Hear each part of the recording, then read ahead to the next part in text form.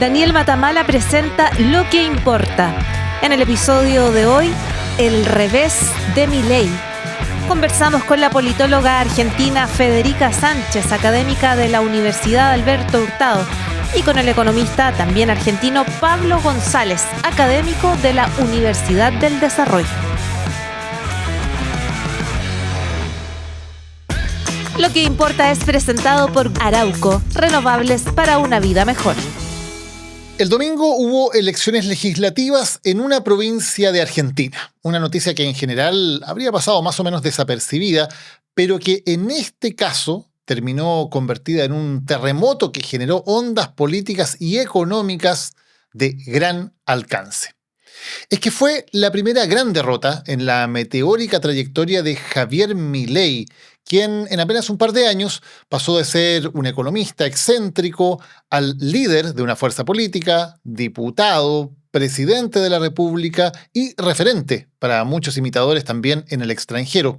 Por eso los resultados del domingo hicieron que en toda América Latina se mirara nuevamente hacia Argentina para ver qué está pasando con un experimento cuyas consecuencias van mucho más allá de lo que sucede en ese país. La provincia de Buenos Aires, la que votó el domingo, es la provincia más poblada de Argentina. Ahí viven cerca de 18 millones de personas, o sea, casi la población de Chile completo. Y ahí también está el 40% de los votos de ese país. No incluye el centro de la capital, el que probablemente muchos de ustedes conocen, donde está el turismo, los restaurantes y el centro cívico. Eso es la capital federal. La provincia de Buenos Aires, en cambio, es la periferia, el conurbano, como lo llaman allá. Allá viven millones de personas con altos niveles de precariedad y de pobreza, y también incluye a toda la región adyacente a la ciudad de Buenos Aires. En esa zona el peronismo históricamente ha sido muy fuerte, por una mezcla de ideología, tradición y asistencialismo. Es donde se hizo popular Perón, donde Evita, hasta el día de hoy es idolatrada, y donde operan organizaciones como la Cámpora, que combinan el trabajo político con el trabajo social. Muchas veces reciben o recibían financiamiento público para repartir comida o para pagar cuentas en acciones encabezadas por los punteros de cada barrio. Ellos son líderes que conocen la realidad de cada una de las familias, las ayudan en su vida cotidiana y, por cierto, también los marcan para que vayan a manifestarse y a votar. Uno de los objetivos de Milei es destruir esa red asistencialista y en buena medida lo ha logrado. Tiene razones válidas para hacerlo. Es, por supuesto, una aberración que la ayuda social pagada con dinero fiscal se mezcle con el proselitismo. Claro que la manera en que se aplicó la motosierra ha sido brutal, quitándole de un día para otro la comida a comedores populares de los que dependen muchas familias, eliminando de cuajo planes de ayuda social y barriendo en un solo movimiento con operadores políticos, con ñoquis y también con trabajadores honestos que llevaban décadas en distintos gobiernos trabajando por la comunidad. Hasta ahora el plan de Milei parecía tener bastante éxito. Logró bajar la inflación y corregir el déficit fiscal sin que la calle explotara. Era tal el hastío de los argentinos ante la hipercorrupción y la hiperinflación en que terminó el kirchnerismo que Milei tuvo un espacio político inédito para tomar medidas dolorosas, especialmente contra grupos como los jubilados que se hundieron en la pobreza al licuarse sus pensiones. Además, la expresidenta Cristina Fernández fue condenada en un caso de corrupción, quedó inhabilitada políticamente, no puede ser candidata y presa en su departamento. Exultante, Milei decidió que era el momento propicio para ir por todo, ganarle al peronismo en su propia casa de la provincia de Buenos Aires y destruirlo de una vez por todas. Así convirtió esta elección provincial en un plebiscito sobre su gestión. Con su estilo agresivo de siempre, redobló el uso de la violencia digital y de su ejército de trolls y se mostró en el conurbano con una pancarta en que decía «Kirchnerismo nunca más», usando la frase símbolo del repudio a las violaciones a los derechos humanos en Argentina, el nunca más en un contexto muy distinto. Creyó que estaba a punto de poner el último clavo en el ataúd del peronismo, como sus propios partidarios lo repetían una y otra vez. Pero Perón es como un monstruo de 1000 cabezas. Se corta una y aparece otra. Con Cristina K. fuera de carrera, apareció ahora el gobernador de Buenos Aires, Axel Kicillof, quien plantó cara al desafío de Milei, y el resultado no dejó espacio a dudas. El peronismo arrasó, ganó el 47% contra el 34% de La Libertad Avanza de Milei. Fue una derrota muy dura para el oficialismo, que además le dio a la oposición el líder que hasta ahora no había tenido a nivel nacional. El lunes, después de las elecciones, el dólar se disparó y las acciones de empresas argentinas se derrumbaron. Una vez más, los frágiles planes económicos de Argentina tambalean por el lado del escenario político, especialmente porque Milei en las últimas semanas ya había sufrido varias derrotas en el Congreso y, lo más grave, había aparecido un escándalo de corrupción que golpea directamente a su todopoderosa hermana, Karina, acusada de recibir coimas y que ha pegado donde más duele, en el círculo íntimo del presidente. Ahora vienen las elecciones legislativas nacionales en el mes de octubre, el gran termómetro que permitirá medir si Milei aún mantiene la confianza de los argentinos o si su momento político se está desvaneciendo. También mostrará qué tan fuerte sigue siendo su plan económico, cuya viabilidad a largo plazo algunos están poniendo en duda. Y cuánto están dispuestos a soportar los argentinos los efectos del ajuste y del clima de permanente odiosidad y violencia verbal que desata Milei con sus insultos diarios contra cualquiera que ose criticarlo. Son lecciones que toda América Latina espera expectante y de las que hablaremos hoy en este episodio de Lo que Importa. Nos acompaña ahora Federica Sánchez. Federica es politóloga, trabaja en la Universidad Alberto Hurtado. Muchas gracias por estar hoy con nosotros. Muchas gracias por invitarme. Federica, hablábamos al principio de esta apuesta que hace Milei, ¿no? De una elección legislativa en una provincia, en la provincia de Buenos Aires, un territorio que uno esperaría relativamente hostil para él, pero él lo convierte en una especie de plebiscito, le da una gran importancia a esta elección. ¿Por qué intentó hacer eso Milei? En realidad yo creo que no fue Milei el que intentó desdoblar, o sea, el que desdobla la elección, porque en general la provincia de Buenos Aires va a las elecciones legislativas provinciales junto con las elecciones nacionales. Y el que va por la apuesta de desdoblar es el gobernador de la provincia, es Axel Kicillof, que dice voy a desdoblar las elecciones, y eso tenía una mirada más bien estratégica, es decir, tratar de mover todo el aparataje y todo el aparato territorial del peronismo para poder mejorar su expectativa en términos electorales para esa elección puntual y no hacerla coincidir con la elección de octubre, que es la legislativa nacional. Que era lo que correspondía en principio que fueran todas las elecciones provinciales o legislativas juntas en el mes de octubre. No necesariamente, digo, las provincias tienen la facultad en Argentina de, como es un país federal, las provincias pueden elegir su calendario electoral, pero la provincia de Buenos Aires, por tradición y porque siempre lo había hecho así, siempre había coincidido con la elección legislativa nacional, y eso era en octubre. Esto, por primera vez, el gobernador decide desdoblar la elección y la hace un mes y medio antes, 40 días antes de la elección de octubre. Hecho esto, tomada esta decisión por el gobernador de la provincia, Milei lee la posibilidad de cómo hacer, una especie de plebiscito de la gestión, ir a pelear en el territorio de la provincia de Buenos Aires, que es un territorio que sabía Milei, sabe todo el mundo que es un territorio profundamente peronista, ir a pelear un poco el plebiscito de su gestión. El problema fue cómo llegó al momento de la elección esa idea de ir a ver el plebiscito de la gestión. Es porque las semanas previas en la campaña, ya con Milei lanzado en hacer campaña en la provincia de Buenos Aires, son muy complicadas para él políticamente. Políticamente hay unos desequilibrios generales, ¿no? Digamos, viene tensa la economía, venía la gente tensa, y estoy diciendo, la gente se queja mucho que no llega a fin de mes, los sueldos están difíciles, ¿no? Llegar a fin de mes, sí se bajó la inflación, pero Argentina se convirtió en un país muy caro, está muy cara la Argentina, pero a esto se sumaron un montón de eventos políticos que afectaron directamente a Milei en este intento de plebiscito, que tiene que ver con los escándalos de corrupción en los que está involucrada su hermana, los escándalos en la Agencia Nacional de Discapacidad, y esto es justo antes de la elección bonaerense, porque esto es las semanas anteriores, las últimas 2 semanas. Entonces, esto explota muy fuerte y tiene algún tipo de impacto, o esperaríamos que tuvo algún tipo de impacto en la elección. Expliquemos, Federica, qué es este escándalo que estalla, como tú decías, en la Agencia de Discapacidad y por qué llega tan fuerte al entorno presidencial. La Agencia Nacional de Discapacidad no dependía del Ministerio, ahora creo que la van a pasar a depender del Ministerio de Salud, era una agencia independiente. La Agencia Nacional de Discapacidad se encarga de todo lo que es las compras de insumos materiales y medicamentos para el programa de, digamos, todo lo que tiene que ver con discapacidad a nivel nacional. Esa agencia estaba manejada, o sea, el director de la Agencia Nacional de Discapacidad era Spañuelo, que era el abogado de Milei y había sido el apoderado de Milei del partido en la campaña. Entonces era una persona muy cercana a Milei. O sea, él llega como un cargo político puesto desde la presidencia. Exactamente, sí. ¿Qué es lo que ocurre? Hay unos audios grabados, aparecen unos audios grabados de esta persona, el director de la Agencia Nacional de Discapacidad de Spañuelo, diciendo que se cobraba, que se cobraba un sobreprecio en la compra de insumos y medicamentos de un 8%.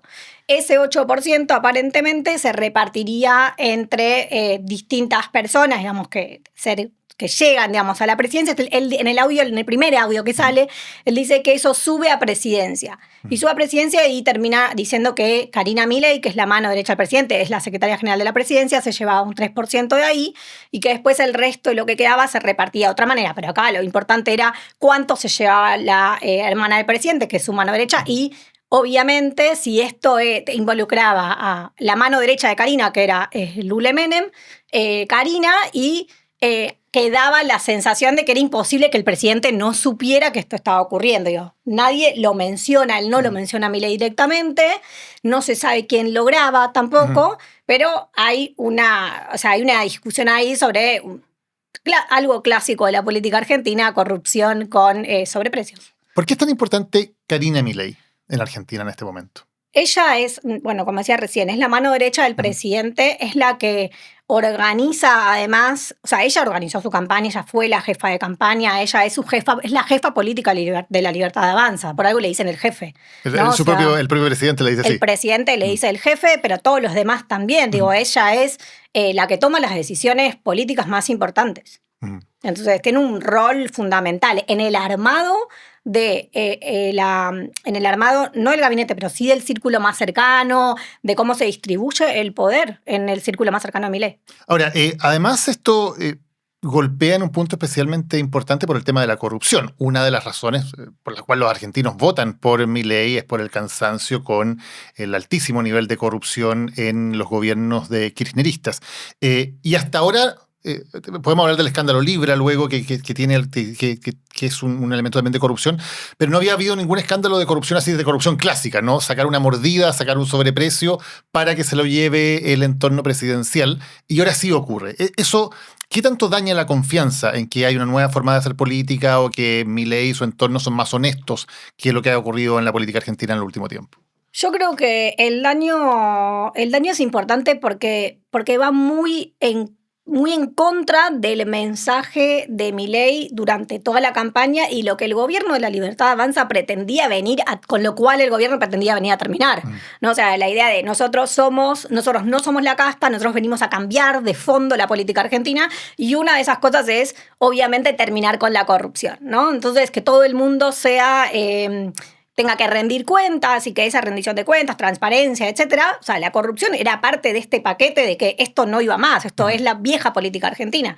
Entonces, cuando la ciudadanía se entera a través de estos audios de que hay un escándalo de corrupción bien clásico, ¿no? De algo que no ocurrió en Argentina durante muchísimos años, y que esto llega al entorno más cercano al presidente, es como una sensación de que a la ciudadanía, la sensación de que nos están tomando el pelo, esto es lo mismo de siempre, al final mucho voy a terminar con la casta, con la corrupción, con las prácticas políticas tradicionales, y estamos en la misma de siempre. Entonces, ¿qué nos vendiste y qué es esto? ¿No? Entonces creo que ahí hay una sensación de frustración muy grande de una gran parte de la ciudadanía que tenía confianza en que esto no iba a volver a ocurrir, o que por lo menos, no sé, que en este gobierno no iba a volver a ocurrir, o que este gobierno estaba activamente en contra de esto. Bueno, de repente estamos hablando de que la hermana del presidente se lleva el 3%, digo, no está aprobado tampoco todavía, pero creo que el golpe a la ciudadanía, esta sensación de, al final, esto era otra cosa.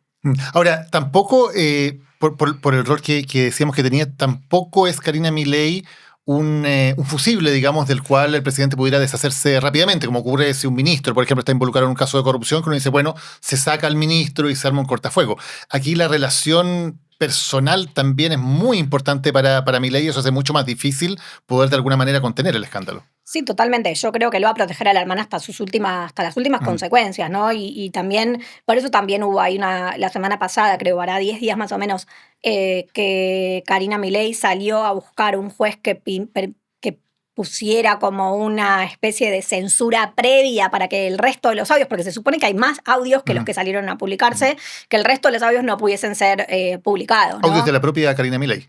Audios de ella y de su entorno. No sé exactamente quién, porque no se sabe de quién vienen los audios, no se sabe quién los graba. Ellos plantean la teoría, digamos, desde el mileísmo y desde el círculo íntimo de Milei, de que esto es una operación de los peronistas, ¿no? Una operación del kirchnerismo para debilitar al gobierno en el contexto de las elecciones y de lo que está pasando.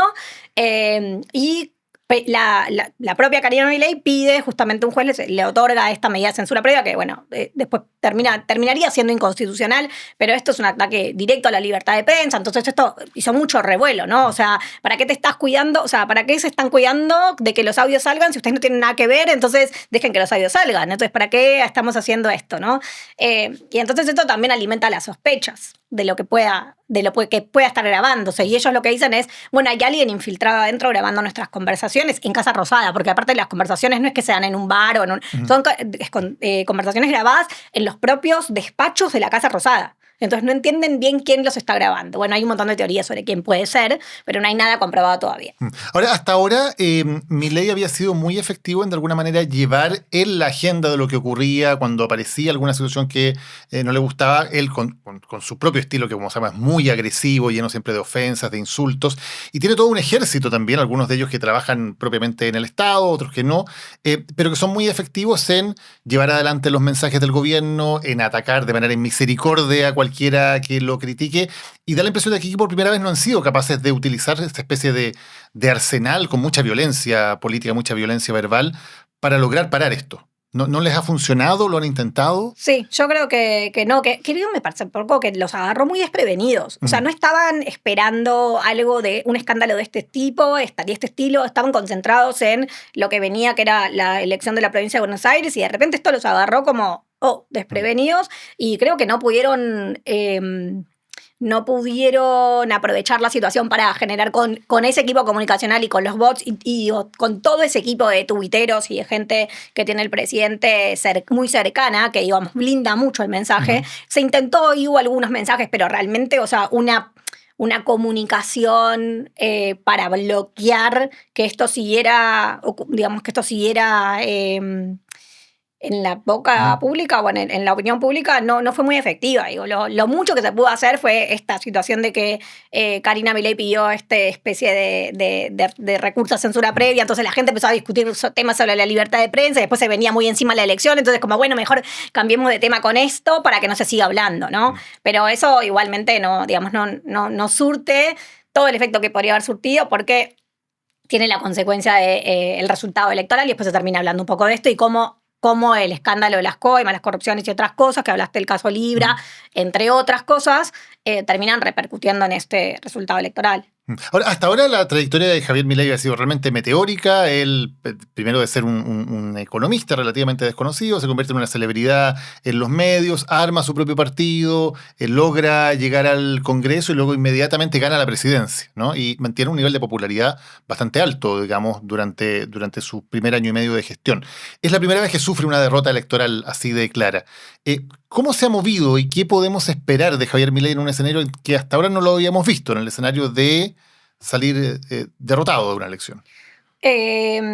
Hablabas de la popularidad. Yo creo que sí, la popularidad de Milei, hay un cambio que se empieza a notar a partir de, por un lado, el caso Libra, que esto fue un poquito más atrás en el año, fue creo que fue abril, el verano, claro. Sí, marzo, una cosa así, por ahí, sí, febrero, marzo. Sí. Ahí empieza a ser un poquito de mella en la popularidad de Milei, y después en julio. En julio otra vez hay como un quiebre y hay una bajada fuerte de la popularidad, y después ahora justo agosto, viene fin de agosto con todo este escándalo de las coimas dentro del círculo íntimo del presidente. Entonces ahí, bueno, también, o sea, eso impacta muy fuerte en la en la imagen. Ahora, esta es la primera vez que se enfrenta a una derrota electoral. Sí, en su discurso del domingo, él dijo, lo primero que dijo fue reconozco la derrota, o sea, perdimos. Yo creo No siguió al menos el manual de Bolsonaro o de Trump en circunstancias similares. Claro, por lo menos no salió a discutir los resultados, claro. Y hay que ver, ¿no? qué pasa en adelante. Claro, a esta altura es importante. Total. Sí. Bueno, sí. O sea, eso es algo importante, digo, es para revalidar, por lo menos que no dijo, esto es todo fraude, ¿no? Bueno, por un lado creo que reconoció la derrota, pero por otro lado, en el mismo discurso, mientras dijo, reconozco la derrota, y yo creo que las encuestas decían de todo, ¿no? Las encuestas preelectorales decían desde que se iba a perder, o sea, lo más probable era que se perdiera, pero que se perdiera por 3, 4 puntos. Había alguna que otra, creo que una sola encuestadora que dijo que iba a ganar, creo que una sola era, y después nadie estimó realmente, entre todos los encuestadores de opinión pública, nadie estimó que la derrota fuese por más de 10 puntos. Entonces fue una derrota, no fueron 4 puntos. El discurso hubiese sido distinto si perdían por 3, por 4, que perdieron por 13. Claro. ¿Sí? Por 13 puntos es una derrota significativa. Pero en ese mismo discurso, primero empieza diciendo, sí, bueno, perdimos la elección, reconozco la derrota, tengo que hacer alguna autorreflexión, ¿no? De por qué no perdimos así. Pero en el mismo discurso después dice, no nos vamos a mover un centímetro de nada, ¿no? O sea, está hablando ahí justamente de la política económica. Pero dice, bueno, todo esto no se va a tocar, el proyecto no se va a tocar, y después al día siguiente, el lunes, arma una mesa, dice, voy a llamar una mesa de unidad, no sé, una mesa de unidad nacional, una cosa así, pero en su mesa están las mismas personas que estaban discutidas la semana pasada. Entonces, en la mesa está Karina Milei, en la mesa está Lule Menem, que es la mano derecha de Karina Milei, en la mesa está Franco, o sea, está su mismo parte de su gabinete, de su círculo íntimo, y no hubo ningún cambio. Entonces, hay algo como medio raro ahí en ese mismo discurso y en lo que hace al otro día, ¿no? Está peleado con los gobernadores, está derrotado en la provincia. Bueno, está en un momento difícil remontar. Tú ahora ya mencionaste 2 veces a Lule Menem. ¿Cómo juega el rol que están teniendo algunos de los Menem con el tema de la casta, ¿no? Porque uno diría, bueno, tal vez de las mayores muestras de esto de una casta en la política, con además casos de corrupción. Y sin embargo, Milei ha mostrado bastante admiración por Carlos Menem, por su gobierno, es uno de los pocos gobiernos que destacan en la historia de Argentina. Y nuevamente la familia Menem, o el apellido Menem, por decirlo así, porque no es tan directa la relación, aparece también nuevamente metido en los círculos de poder. Sí, de hecho, Martín Menem es el presidente de la Cámara de Diputados. Lule Menem tiene un cargo más político y es directamente vinculado a Karina. Uh-huh. Sí, claramente, pero no son los únicos. Francos, que es su jefe de gabinete, también viene de la vieja política, de la casta, ¿no?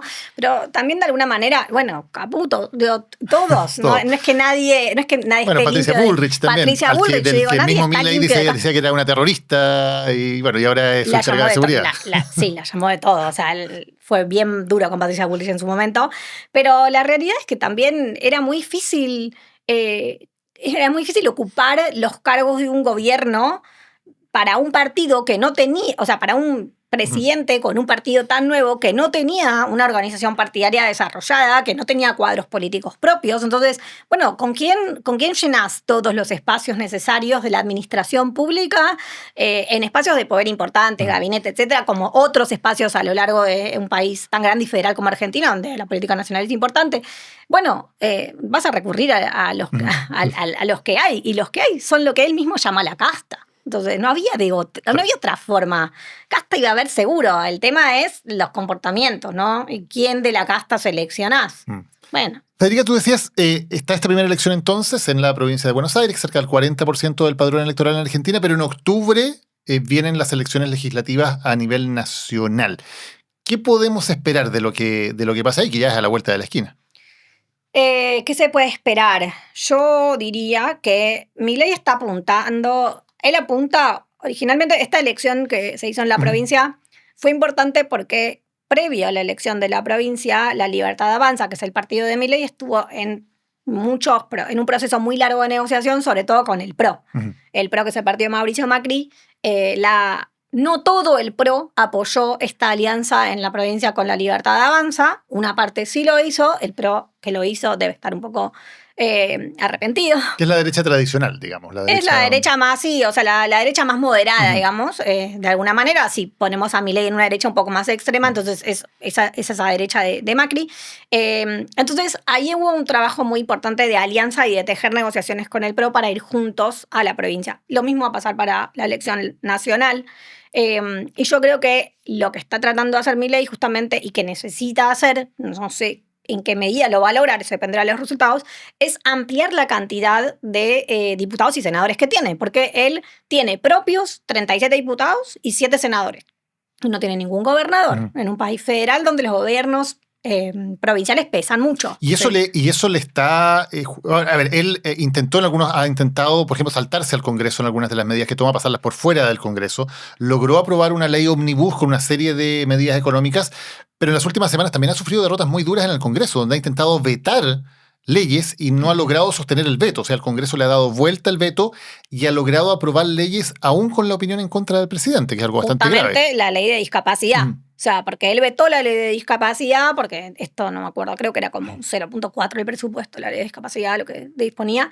Él la vetó y el Congreso le levantó el veto y pasó la ley. Pero no solo eso, sino que al día siguiente que pasa esto, que esto fue la semana pasada, al día siguiente se empieza a tratar en el Senado la posibilidad de cambiar el formato de los decretos, de los DNU, que antes, o sea, hasta ahora todavía vigente, el presidente puede sancionar una ley por veto, o sea, por decreto, y si el Congreso no se expide durante una X cantidad de tiempo respecto a esta ley, que creo que son 90 días, el decreto entra en vigencia. Que es lo que usó muchísimo, especialmente en las primeras semanas de gobierno al Milei. principio, cuando quería pasar toda la ley bases y todo eso, usó mucho el decreto. Y de hecho gobernó mucho por decreto, justamente con esta figura de que, bueno, si no se genera... Porque para poder, digamos, derogar el decreto presidencial se tiene que conformar una comisión bicameral en el Congreso. Entonces hay un proceso administrativo burocrático relativamente largo.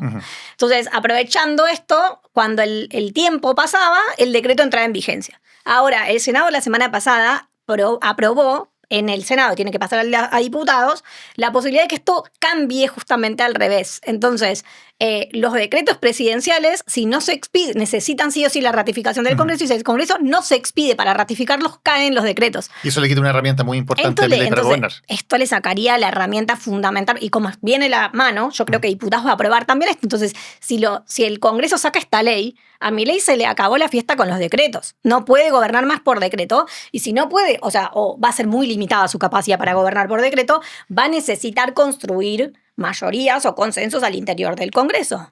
Vuelvo a lo que decía antes, tiene 38 diputados y 7 senadores. Lo que él está buscando para las elecciones de octubre justamente es ampliar esta cantidad para llegar al menos a, ojalá, lo que querría él es un tercio de la Cámara de Diputados, para poder estar un poco más holgado. El tema es cuánto, o sea, hasta dónde puede llegar, hasta dónde podía llegar antes de las elecciones del domingo, y hasta dónde realmente puede llegar en su sociedad con el PRO. Porque ahora hay parte del PRO que no está muy convencida de ir con Milei. Además, Milei ha tratado al PRO de una manera bastante dura. Recordábamos que hace tiempo lo que ocurrió en unas elecciones anteriores, hace un par de meses, cuando compiten el PRO con La Libertad Avanza y se publica un video trucado del expresidente Macri, el líder del PRO, diciendo que bajaba a su candidata y apoyaba al candidato de Milei. Y esto explota a través de las cuentas del mileísmo, y el propio Milei lo celebra y dice que, bueno, así se hace la política hoy día, y que el expresidente es un llorón por estarse quejando de que se publiquen videos falsos. O sea, la forma en que trata a sus supuestos aliados es bien, bien agresiva también. Sí, bueno, ya lo dijiste antes sobre Patricia Bullrich, ¿no? Yo creo que él es muy agresivo con todo el mundo, incluso con los propios también, ¿no? O sea, es un estilo de liderazgo que para él... Su propia vicepresidenta también la trata de traidora. Bueno, no se hablan. O sea, ya no hay diálogo entre la vicepresidenta y el presidente. ¿Y qué tan debilitado crees que va a quedar Milei? O eventualmente el resultado de las elecciones de octubre, donde además en octubre ya no es en la provincia de Buenos Aires, que como decíamos, el reducto más fuerte del peronismo, es probable que tenga un resultado mejor y eso pueda fortalecerlo. Sí, yo creo que el resultado de Milei en las nacionales va a ser sin duda mejor que lo que fue en la provincia de Buenos Aires. La provincia de Buenos Aires, bueno, o sea, es el territorio del peronismo, ¿no? Pero creo que va a mejorar. Lo que no sé si va a lograr es es justamente ese objetivo que tiene de lograr el tercio de la Cámara de Diputados. Pero yo creo que le va a ir mejor. Depende también un poco de lo que ocurra de acá a octubre, porque una cosa es cómo leemos el resultado electoral del domingo, que igual no deja de ser una elección provincial, digamos, estamos hablando de la legislatura bonaerense, que no hay diputados no hay diputados nacionales ahí, o sea, es el gobierno de la provincia. Esto que le sirvió mucho, quizás, más que a Milei, es al gobernador de la provincia, a Kicillof, para mostrarse candidateable, si quieren, a 2027, pero eso falta mucho tiempo para el 2027. De acá a octubre, lo que pase con la economía, lo que pase con los escándalos de corrupción, cómo Milei responda ante esto. O sea, el riesgo país argentino hoy está en más de 1.100 puntos, lo cual para los inversores extranjeros y para todo es un problema. Todavía el tema del dólar está medio en la banda de flotación, pero hay que ver qué pasa con la economía. Él dijo que no iba a mover un ápice. La gente está muy enojada porque realmente los sueldos están muy difíciles. La gente no llega a fin de mes. Argentina está cara. Entonces hay que ver un poco qué es lo que pasa en este mes de elecciones. ¿Qué tanto se enoja o no la gente? Yo creo que hay una parte a la cual todo esto le va a frustrar mucho y justamente elijan no volverle a dar el voto de confianza.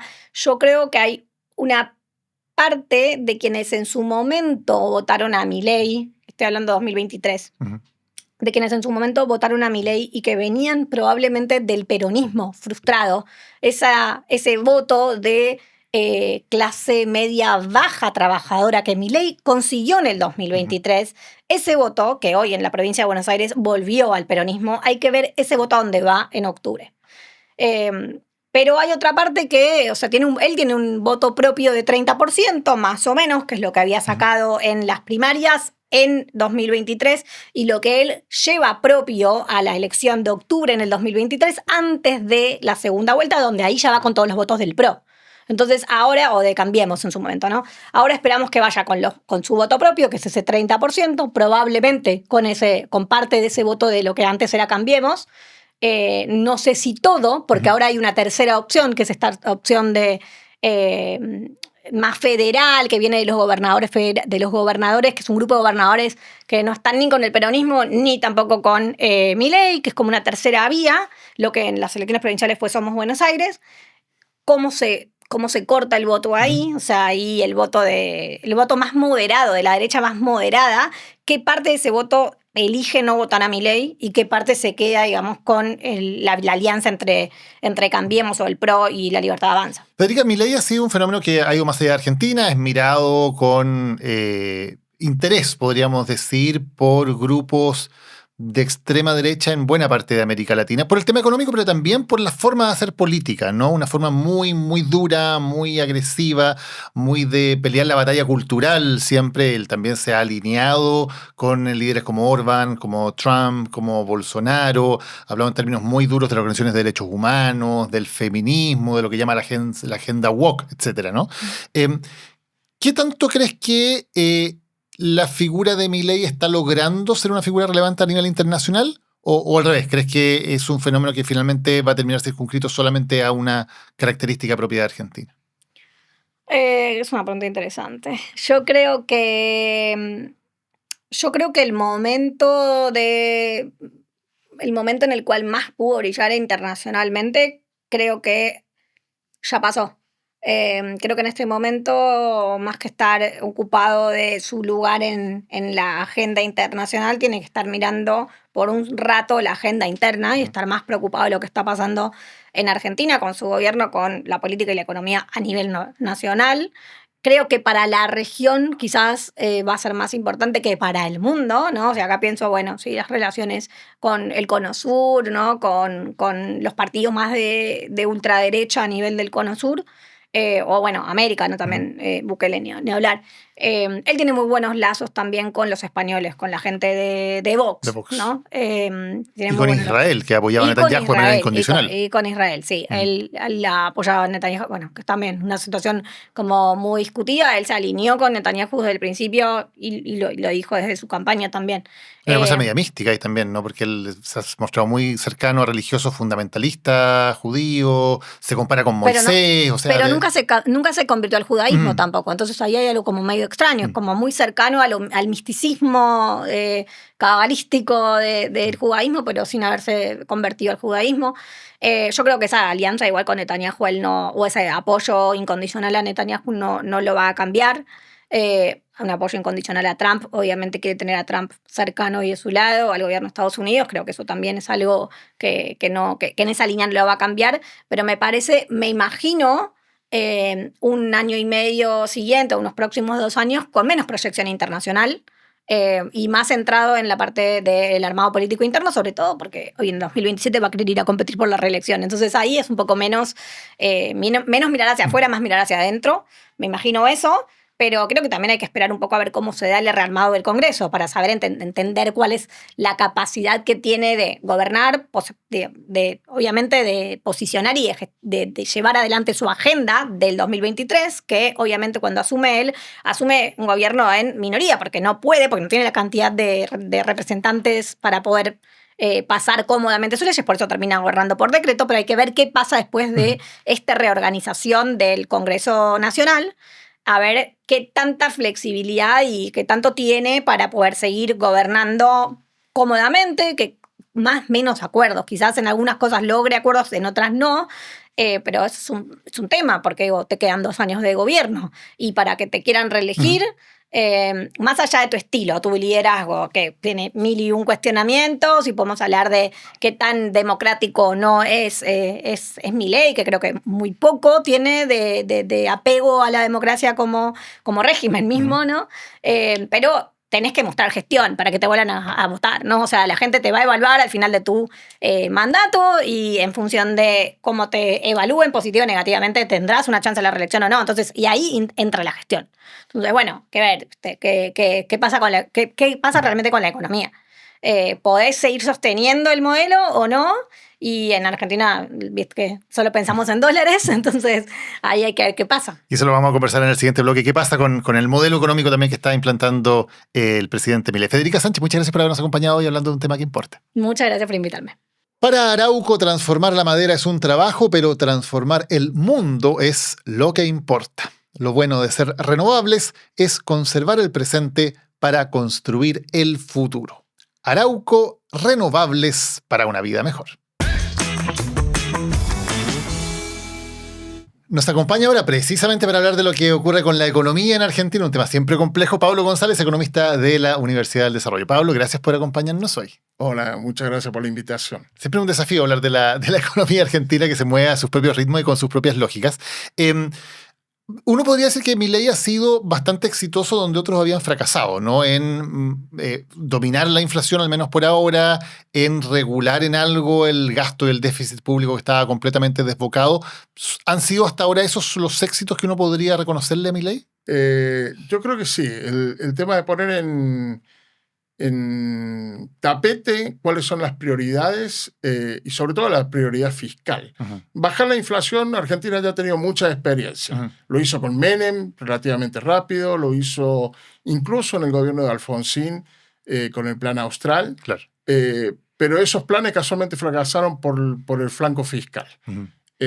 Mientras el gobierno siga con eso, yo creo que esa trayectoria, que yo creo que va a tardar más de lo que el gobierno argentino cree, el plan va en buen camino. Que fracasan por el flanco fiscal, ¿te refieres a que finalmente los gobiernos tienen tal presión por gastar que terminan gastando, emitiendo, y eso termina haciendo que la inflación se descontrole? No logran contener el déficit. Uh-huh. Muchas veces estos ajustes monetarios, el plan Austral en la década del 80, fue un fuerte ajuste fiscal, pero que no, desde el punto de vista, un fuerte ajuste monetario, uh-huh, pero no un ajuste fiscal acorde, ¿sí? Por lo tanto, el gobierno terminó endeudándose, y esa deuda en algún momento hay que pagarla.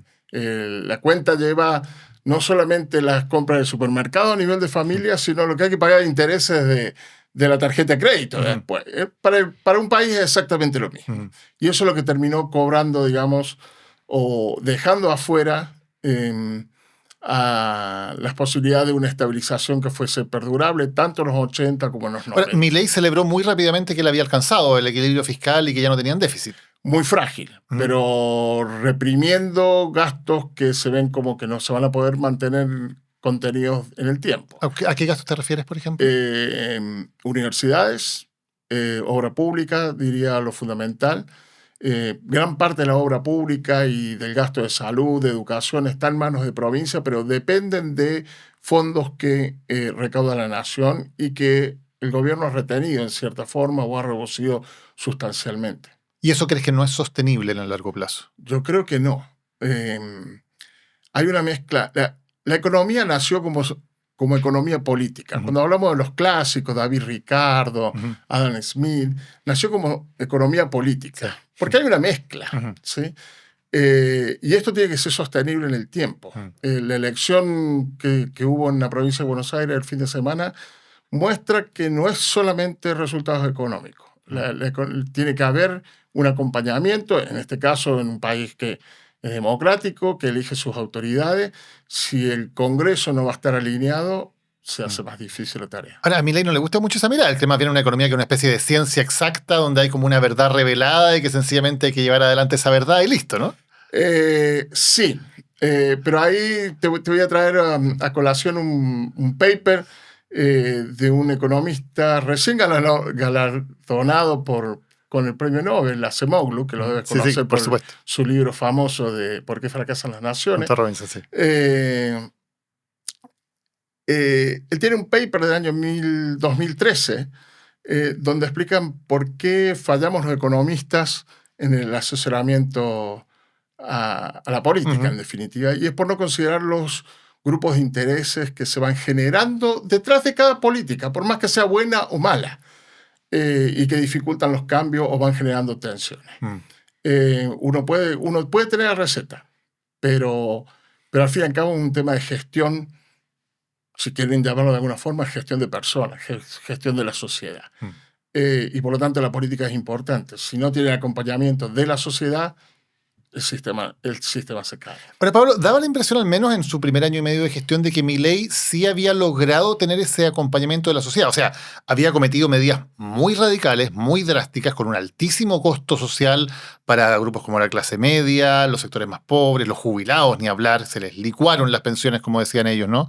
La licuadora de las pensiones. Y sin embargo, no explotó la calle.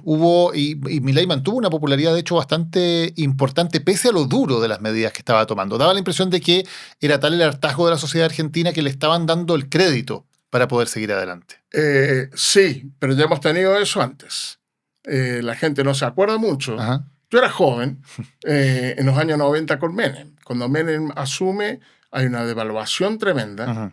Que Menem, recordemos, asume en medio de la hiperinflación de Alfonsín, los saqueos. De hecho, Alfonsín tiene que dejar antes el poder y entregárselo a Menem. No alcanza a cumplir su periodo precisamente porque la situación económica y social estaba desbordada. Exactamente. Es más, con un Menem que como candidato fue totalmente populista. Hablaba de la revolución industrial, del salariazo, y eso aceleró la crisis hiperinflacionaria. ¿Sí? Un dólar recontra alto, dijo en su momento. Bueno, parte de eso hubo, digamos. Las tarifas se ajustaron muy fuertemente, diría mucho más fuerte, porque ahora lo que hizo Milei fue ir subiendo y de todas formas lo sigue haciendo en forma administrada para no impactar en los índices de inflación. Y se quitaron algunos subsidios. En el ajuste de Menem fue una suba tremenda. Hay tarifas, por decirlo, si no es mala mi memoria, las bencinas, los combustibles se multiplicaban por 5 o por 6 de un día para el otro. ¿Sí? Es decir, ese tipo de ajuste. Y Menem siguió teniendo apoyo. Claro. Tuvo que readecuar después salió originalmente tuvo el plan BB del grupo Burger y Born. Ahí los cientistas políticos dicen, bueno, Menem en ese momento no tenía plan cuando asumió y agarró el que le dio este grupo económico. Después con la convertibilidad se estabilizó un poco más la historia. Pero la popularidad la tuvo alta con un ajuste bien fuerte. Las situaciones de hiperinflación llevan a eso. Son un desmembramiento de la sociedad tan fuerte, es un dolor, digamos. En Chile no se conoce eso prácticamente. Lo conocimos en su momento, claro que sí. Sí, pero con una inflación del 500% anual, claro, en el 73. Claro. Pero no del 5.000, 7.000%, digamos. Pero son situaciones más o menos similares. que la sociedad es capaz de asumir esos costos, porque el no tener no es una moneda de referencia, el no tener cómo transar finalmente y conseguir sus bienes es muy costoso. ¿Y eso entonces crees que le da un espacio, tal como dices lo tuvo Menem, le da un espacio importante a Milei para llevar adelante estas medidas drásticas? Le dio. Le dio. Lo pones en No pasado, sé- ¿ya no? No sé si hoy en día, si la gente salió de la angustia de estas tasas del 10-20% mensual, Ujú. y ahora están en torno al 2% aproximadamente mensual, que es altísimo si lo comparamos con Chile. Claro. Es decir, la tasa de inflación esperada anualizada está en torno al 25-30%. Piensen que eso es lo que tenía Chile cuando empieza la democracia, Claro. ¿sí? Que era altísima. Eh, hoy en día lo da, pero hay otro indicador que también hay que tener en cuenta, que es el nivel de actividad, el nivel de desempleo. Ujú. ¿Qué pasa hoy? Se ha estancado, el empleo formal ha caído fuertemente, parte porque hubo mucho despido en el sector público, pero el privado no va mejor. Los salarios se van recuperando, pero muy lentamente y tampoco tanto. En los últimos meses, de hecho, ha ido cayendo a pesar del discurso del gobierno. Y el sector, el sector informal ha ido creciendo fuertemente. Porque hubo obviamente una caída muy fuerte del producto con el ajuste, luego hubo una recuperación en el crecimiento del año pasado y se decía, bueno, ya, entonces despegó Argentina. ¿No es tan así? No es tan así, yo creo. Uh-huh. Lo que hemos hecho es salir del piso. Es como pensar en la recuperación,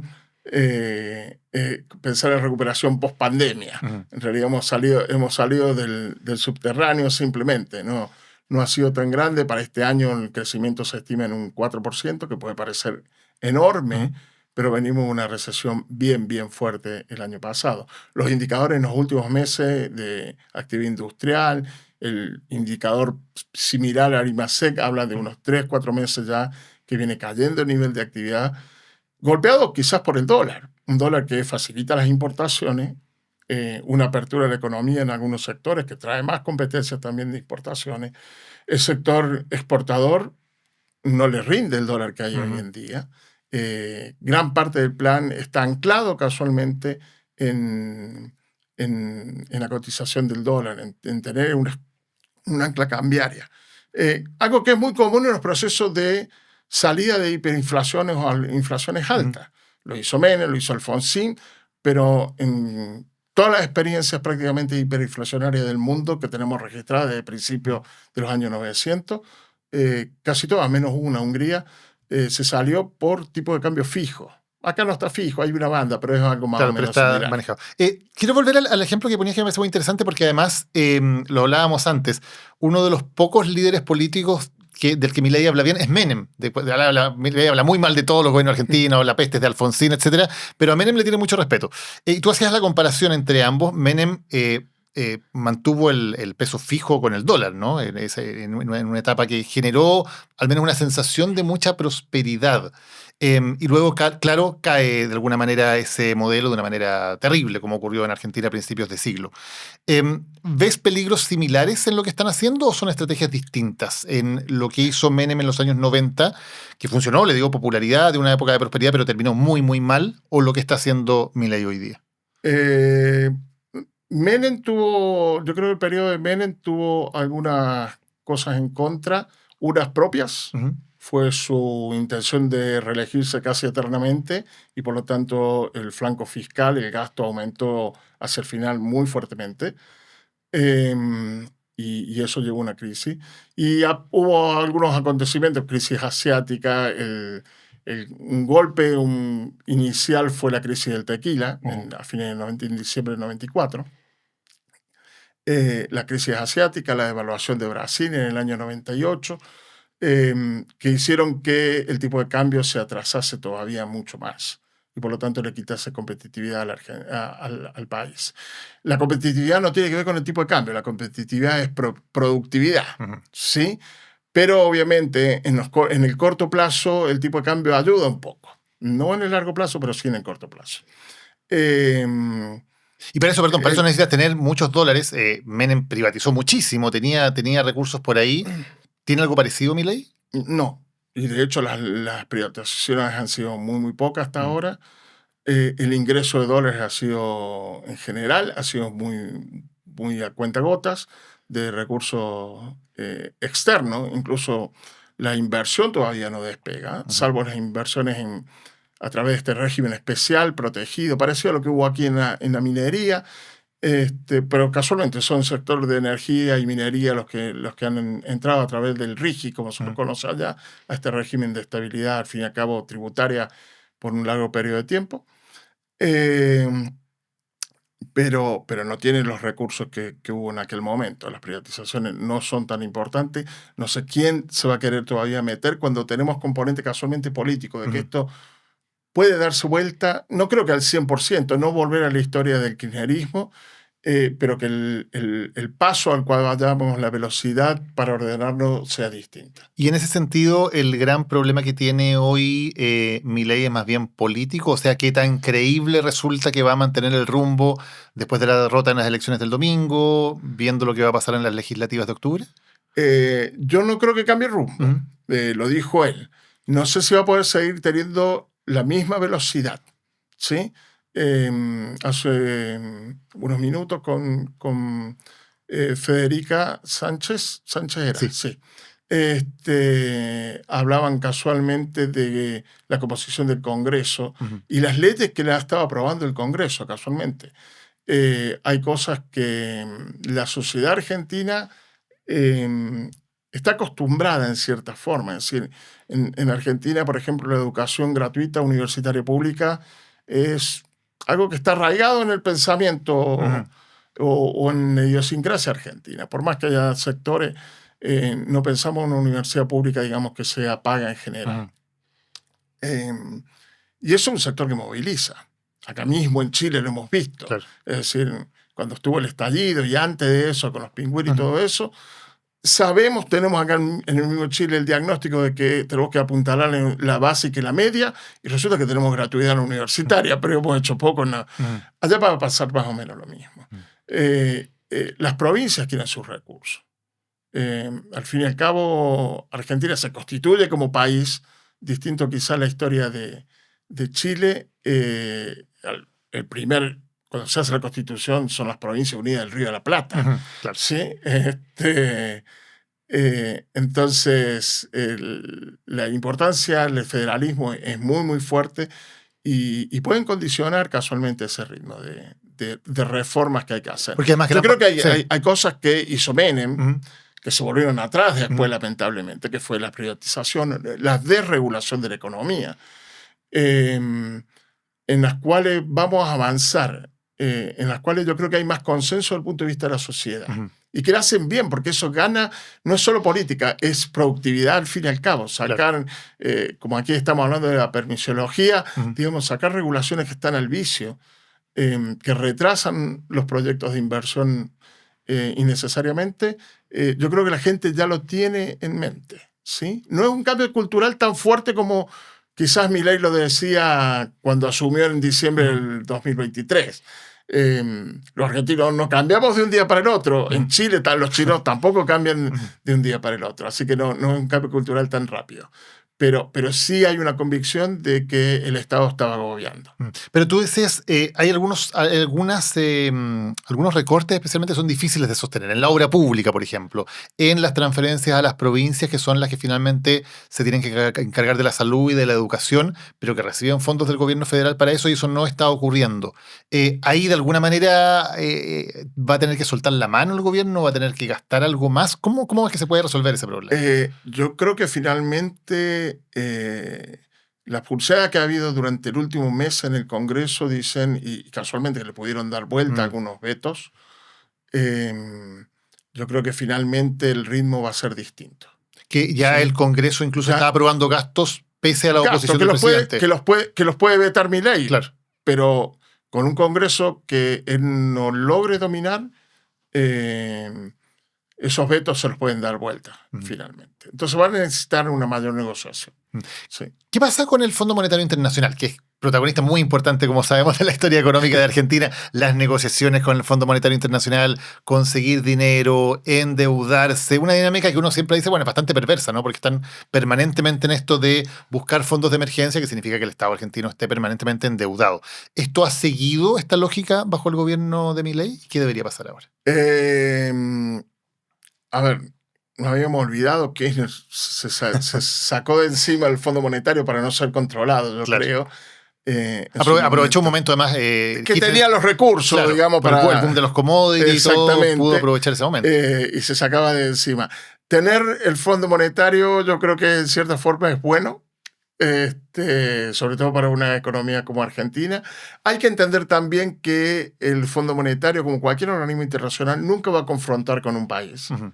No lo hemos visto nunca, porque al fin y al cabo también el negocio de estos organismos internacionales es prestar dinero.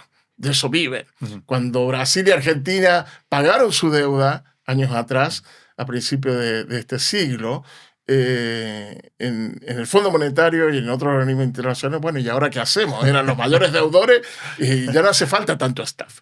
¿Sí? Es decir, nunca no les conviene que sean tan buenos pagadores. Bueno, es como los bancos, o le hace falta tener deudores de tarjeta de crédito, pero que paguen. Claro. ¿Sí? Que sigan manteniendo. Entonces, nunca vamos a encontrar un Fondo Monetario que se oponga a lo que está haciendo. Lo hemos visto. Milei en la última revisión no había cumplido con la acumulación de reservas y lo mismo pasó. ¿Sí? No había dicho ni había anticipado las bandas cambiarias y las puso, y el Fondo Monetario las aceptó. Yo creo que tiene que acompañar, efectivamente, porque no tiene otra salida, digamos. Es decir, que no pueda pagar. Argentina ya está fuera de los mercados internacionales, pero que encima no pueda pagarle lo que hacer el rollover, digamos, con el mismo Fondo Monetario, le genera un problema. Es bueno que remarquen algunas de las políticas. Yo creo que el gesto que tuvo ayer la directora ejecutiva, casualmente, de respaldar las políticas, es una buena señal.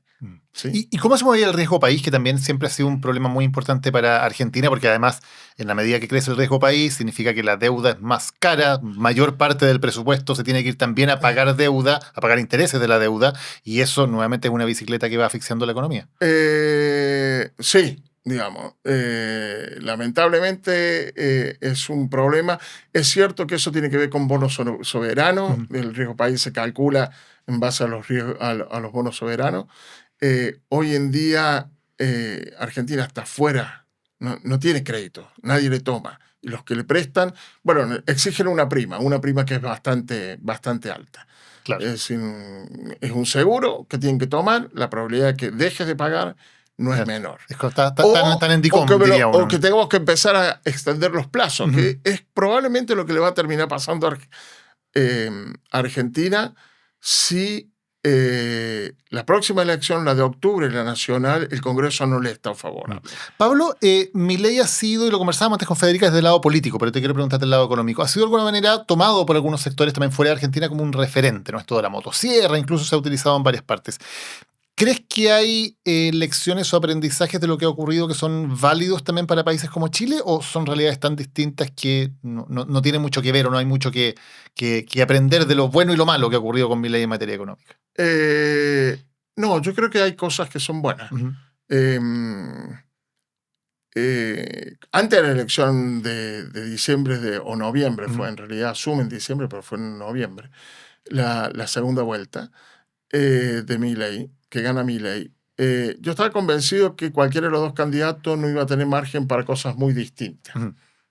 Sigo creyéndolo. Uh-huh. Es decir, hoy en día la oposición está festejando este triunfo en provincia de Buenos Aires, pero lo cierto es que si en algún momento, pensamos en el 2027, uh-huh, que es la próxima elección, tienen que asumir, no se van a poder alejar mucho de reducir la injerencia del Estado en la actividad privada. Uh-huh.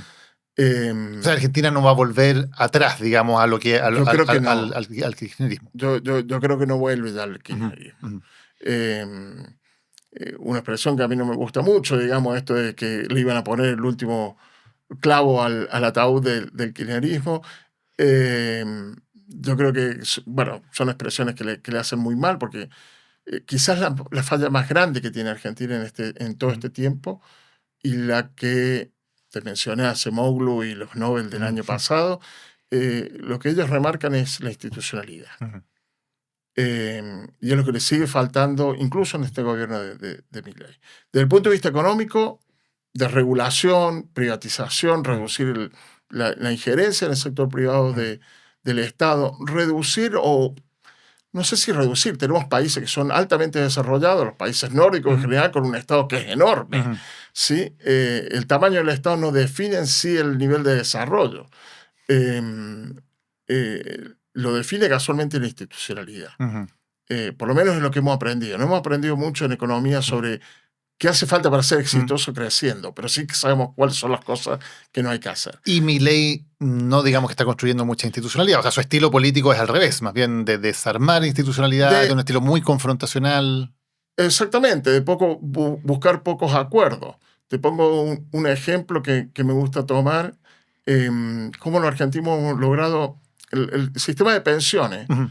En Argentina, bueno, los Kirchner deciden volar las AFP en algún momento, nacionalizar todo el sistema nuevamente.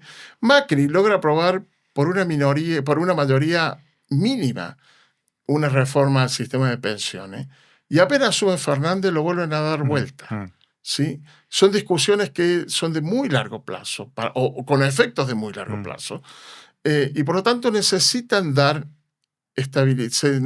estabilidad en el tiempo a esas políticas. Tomarlo como políticas de Estado. Argentina no sabe construir eso, y yo creo que es una de las cosas que más les golpean en términos de crecimiento. Y esa es una lección importante también para nosotros. Pablo González, muchas gracias por habernos acompañado hoy, hablando de un tema que importa. Muchas gracias por la invitación. Bueno, muchas gracias por habernos acompañado hoy en este capítulo de Lo que importa, hablando de la situación en Argentina, que por cierto en Chile también seguimos siempre con muchísimo interés. Hoy, miércoles de Lo que importa, y mañana, mucha atención, no lo olviden, tenemos un capítulo extraordinario de Animales Políticos. No fuimos el lunes, nos guardamos para el jueves extraordinariamente por esta semana, porque tenemos debate presidencial esta noche, y por lo tanto el jueves vamos a tener un capítulo especial analizando lo que ocurrió en ese debate, cuáles son las consecuencias y cómo sigue la carrera presidencial después de este primer gran hito con el debate del miércoles en la noche. Así que recuerden, jueves de Animales Políticos, estaremos junto a Cristóbal Velolio en la conversación de cómo va el ritmo de la campaña. Nos vemos ahí. Chao. Lo que importa fue presentado por Arauco, renovables para una vida mejor.